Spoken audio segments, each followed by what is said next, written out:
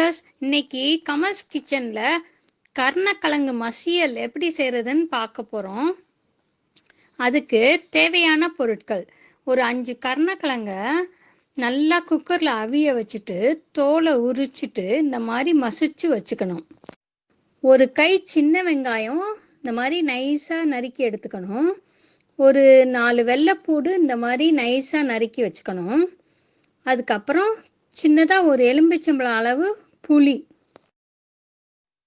1/4 spoon மஞ்சப்பொடி, 1 spoon தனி மிளகாத்தூள், தேவையான அளவு உப்பு, ஒரு 2 குழிக்கரண்டி எண்ணெய் நல்லா ஊற்றினாதான் அது சிம்லே வச்சு வேக வைக்கிறதுக்கு சரியா இருக்கும். 1/2 ஸ்பூன் கடுகு, 1/2 ஸ்பூன் உளுந்தம்பருப்பு. இப்போ ஒரு இருப்புச்சட்டியை எடுத்து எண்ணெயை ஊற்றுங்க. எண்ணெய் காயட்டும். இப்போ எண்ணெய் காஞ்சிருச்சு. இப்போ இந்த கடுகு உளுந்தம்பருப்பை போட்டுருங்க. கருவேப்பிலை இருந்தால் போடலாம், என்கிட்ட இல்லை, அதனால நான் போடலை.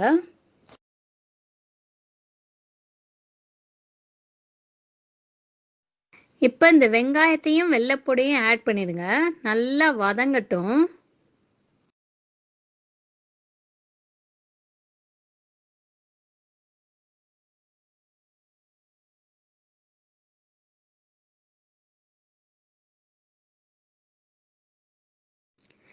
வெங்காயம் வெள்ளைப்பூடு நல்லா வதங்கிருச்சு. இப்போ இந்த மஞ்சப்பொடி மிளகாப்பொடியை ஆட் பண்ணிடுங்க.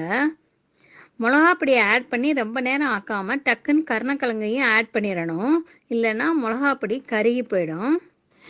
எலுமிச்சம்பழம் இருந்தால் அந்த எலுமிச்சம்பழத்தை ஒன்று எடுத்து சாறை புழிஞ்சு எடுத்து இந்த மசியலை பண்ணலாம். எலுமிச்சம்பழம் இல்லாத போது நம்ம புளி யூஸ் பண்ணலாம். இப்போ இந்த உப்பு புளியும் கரைச்சி ஊற்றிடுங்க.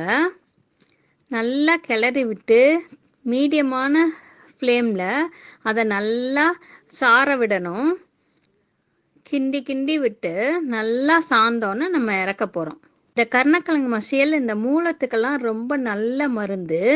அதனால் இதை அடிக்கடி நம்ம ஃபுட்டில் சேர்த்துக்கலாம்.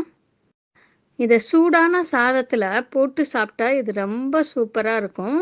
எல்லாரும் இதை செஞ்சு சாப்பிட்டு பாருங்கள். சூப்பரான சுவையான கருணக்கிழங்கு மசியல் ரெடி ஆயிடுச்சு. இந்த வீடியோ உங்களுக்கு பிடிச்சதுன்னா லைக் பண்ணுங்கள், ஷேர் பண்ணுங்கள், சப்ஸ்கிரைப் பண்ணுங்கள், பெல் பட்டனை ப்ரெஸ் பண்ணுங்கள்.